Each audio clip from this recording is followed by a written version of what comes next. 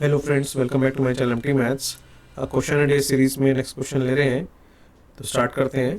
Consider an equilateral triangle with vertices at the points A 2/√3 e iota pi by 2, B 2/√3 e - iota pi by 6, C दे रखा है 2/√3 e - iota 5 pi by 6। Let P Z be any point on its incircle, the value of A P square plus B P square plus C P square is. तो question की language clear सी, वो कह रहा है कि एक equilateral triangle है एबीसी, और जो ब्रैकेट्स में लिखे हुए हैं ये उसके कॉरस्पॉन्डिंग कॉम्प्लेक्स नंबर लिखे हुए हैं, एक्सपोनेंशियल फॉर्म में लिखे हुए हैं। ठीक है, तो complex number is nothing but a point in Argand plane, ये सबको पता ही है। तो ये 3 पॉइंट हैं, उनके कॉम्प्लेक्स नंबर दे रखे हैं, तो उसका मतलब हो गया डायरेक्टली उसके कोऑर्डिनेट्स दे रखे हैं। ठीक है, कॉम्प्लेक्स नंबर कोऑर्डिनेट की तरह वर्क करता है, पॉइंट की तरह वर्क करता है।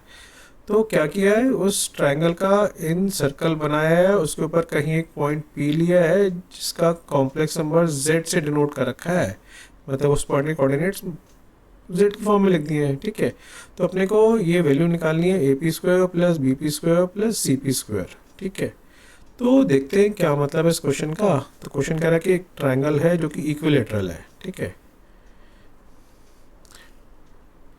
ए बी सी, ए को Z1 से डिनोट कर देते हैं, बी को Z2 से डिनोट कर देते हैं, सी को Z3 से डिनोट कर देते हैं।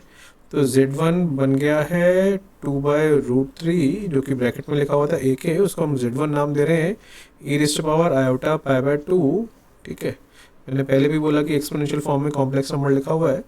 Z2 दे रखा है 2/√3 e⁻आयोटा पाई बाय 6, वेरीफाई कर लेते हैं एक बार, बिल्कुल।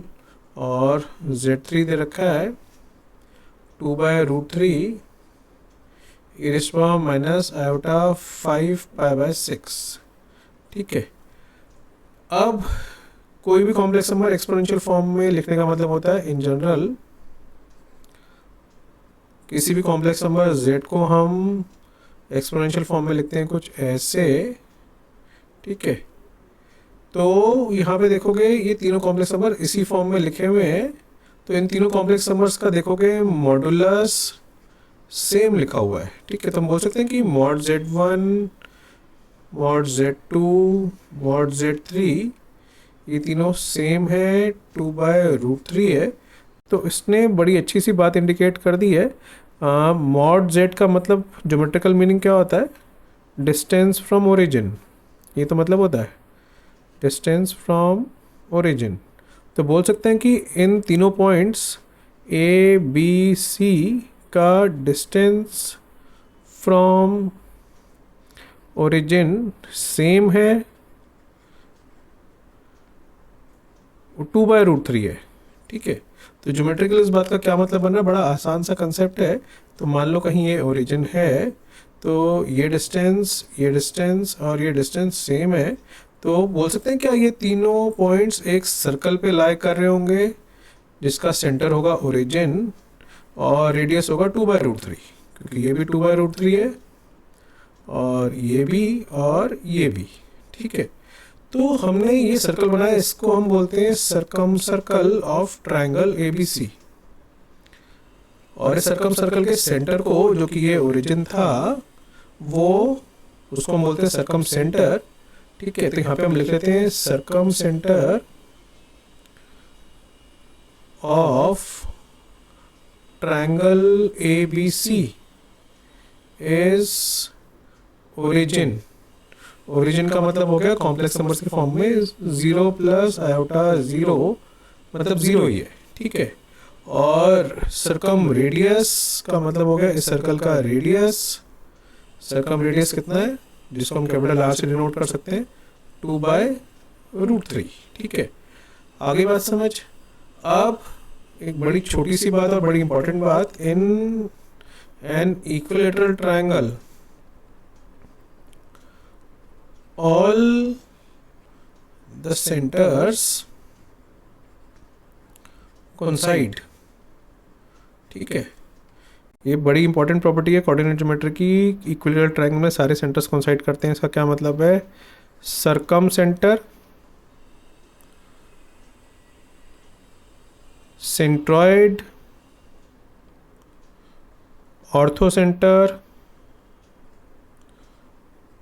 इन सेंटर, ये सब एक ही पॉइंट होते हैं, सेम पॉइंट्स होते हैं, ठीक है, ऑल आर सेम, ठीक है। और in this particular case all are at origin 0 plus iota 0 that is 0, ठीक है, या ओ जो हमने सिंबल दिया है ओ, ठीक है। तो सब सेम है, एक ही जगह पे है, ओरिजिन सर्कम सेंटर भी है, सेंट्रोइड भी है, ऑर्थो सेंटर भी है, इन सेंटर भी है। तो इन सर्कल की अगर हम बात कर रहे हैं तो इन सर्कल का मतलब हो गया with this O as centre अपन को एक सर्कल बनाना है जो कि इस तीनों साइड्स को टच करता हुआ जा रहा है अंदर से ऐसे, इसको हम बोलते हैं इन सर्कल, ठीक है। अब इन सर्कल का कुछ रेडियस तो होगा ही होगा, मतलब अगर बोला जाए कि मैं थोड़ा सा ग्रीन पेन यूज़ करता हूँ, ये है इन सर्कल का रेडियस, इसको स्मॉल आर से डिनोट कर देते हैं, और ये है सर्कम रेडियस, ये कैपिटल आर, ठीक है। तो इक्विलेटरल ट्रायंगल में ये स्मॉल आर और कैपिटल बड़े इजीली रिलेट होते हैं, बड़ा आसानी से दिख भी रहा है क्योंकि ये एंगल 30 डिग्री होगा, इक्विलेटरल ट्रायंगल था। तो ये जो मैंने ये लाइन बनाई है ये एंगल बाइसेक्टर भी है, ठीक है।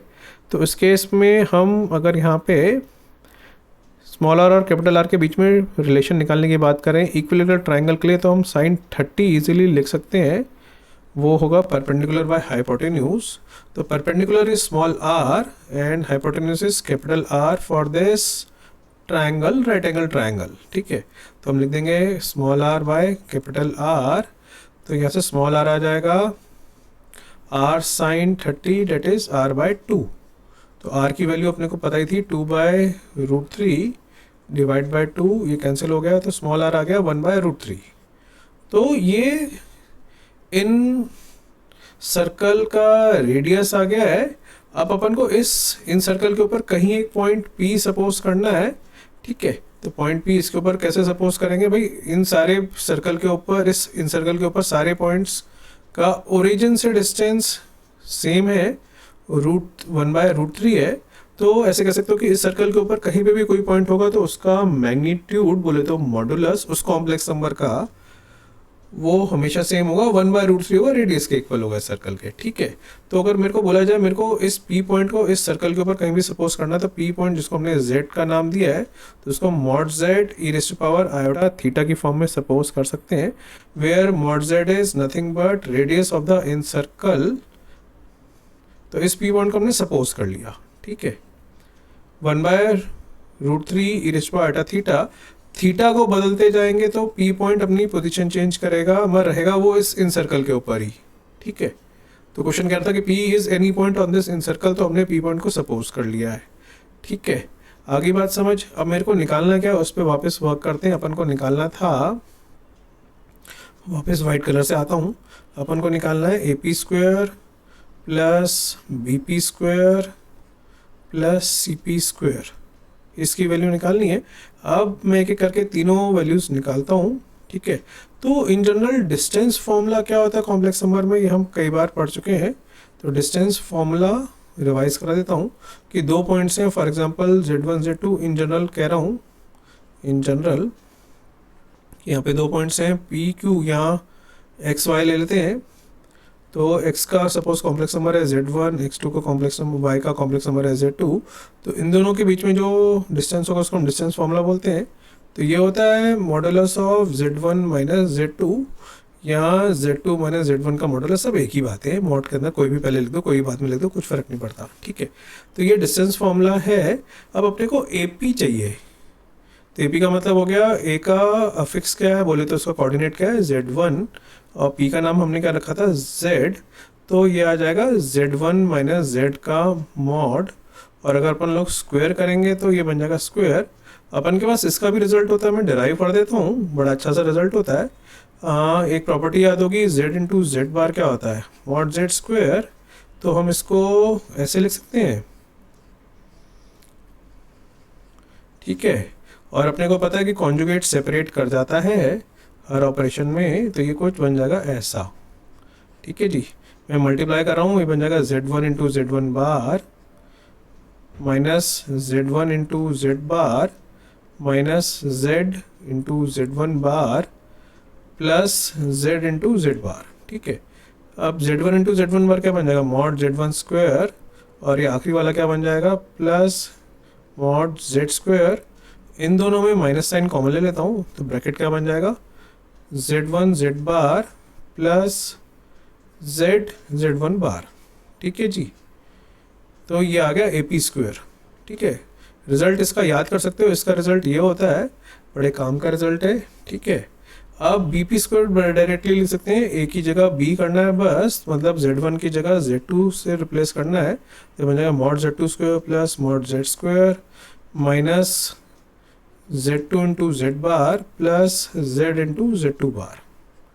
ठीक बात, ऐसे ही हम सी पी स्क्वायर ईजिली लिख सकते हैं, वो क्या बन जाएगा, z3 modulus square plus mod z square minus bracket z3 into z bar plus z into z3 bar.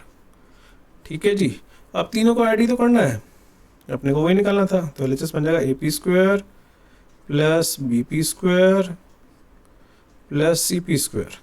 ठीक है जी, और ये मॉड z स्क्वायर कितनी बार ऐड हो रहा है, 3 बार, और ये z1 स्क्वायर का मॉड z2 स्क्वायर का मॉड z3 मॉड स्क्वायर, और ये तीनों ऐड हो जाएंगे तो ये बन जाएगा 3z मॉडुलस स्क्वायर। ठीक है, माइनस, अब ये तीनों ब्रैकेट ऐड होंगे, ये वाला और ये वाला, तो इसमें पहली टर्म देख लेते हैं, ये और ये, तो तीनों में क्या कॉमन है, z1 कॉन्जुगेट, तो सॉरी z कॉन्जुगेट, तो आ जाएगा अंदर ब्रैकेट में z1 plus z2 plus z3।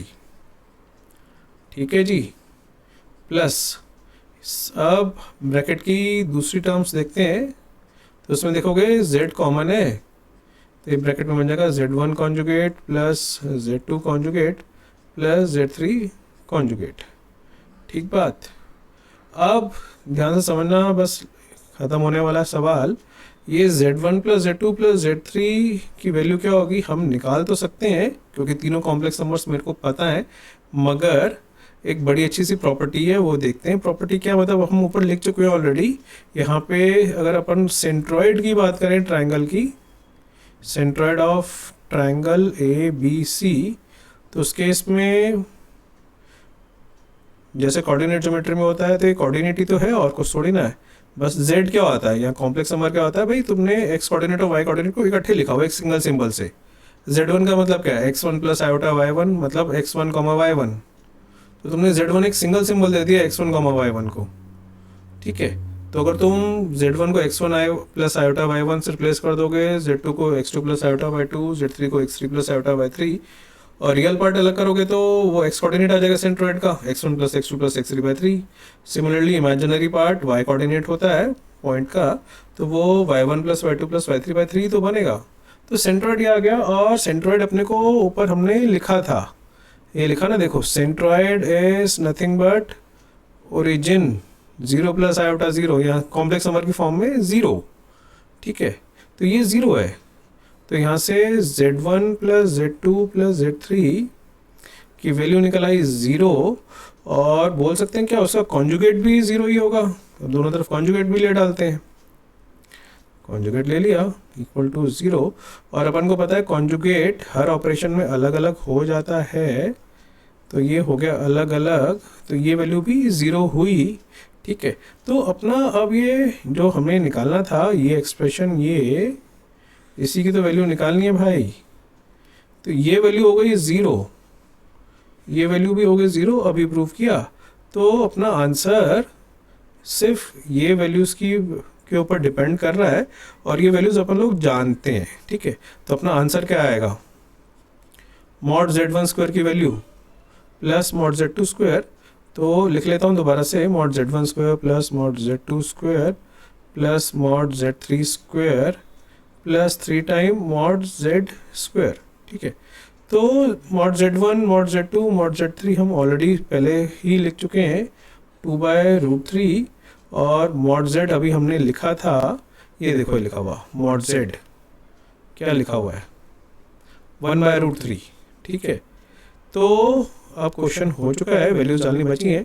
तो 2/√3 का स्क्वायर आ जाएगा 4/3 plus 4/3 plus 4/3 plus 3 mod z हमने लिखा था 1/√3, तो उसका स्क्वायर करेंगे तो 1/3, तो ये बन गया 12/3। यहाँ सीधा 15/3 लिख देते ना भाई, हाँ 15/3, तो ये आ गया कितना 5 अपना आंसर। ठीक है, तो आई होप समझ आ गया होगा कैसे इसको हमने प्रोसीड किया, एक अच्छा question geometry based complex numbers में। ठीक है, तो चाहो तो इसमें 2-3 रिजल्ट्स लर्न भी कर सकते हो। इक्विलेटरल ट्रायंगल में small r by capital R की वैल्यू हाफ, ठीक है, और z1 minus z2 modulus square का फॉर्मूला जो भी मैंने डिराइव भी करके दिया वो भी लर्न कर सकते हो। ठीक है, काम की चीज़ है। और इक्विलेटरल ट्रायंगल में सारे सेंटर्स कंसाइड करते हैं, ये तो बड़ी इंपॉर्टेंट प्रॉपर्टी होती है। और सेंटर के कोऑर्डिनेट्स कैसे लिखने हैं कॉम्प्लेक्स नंबर्स में, बिल्कुल कोऑर्डिनेट ज्योमेट्री की तरह। ठीक है, वो बात भी समझ आ गई होगी। तो वीडियो यही एंड करता हूँ। Thanks very much for watching, have a nice day.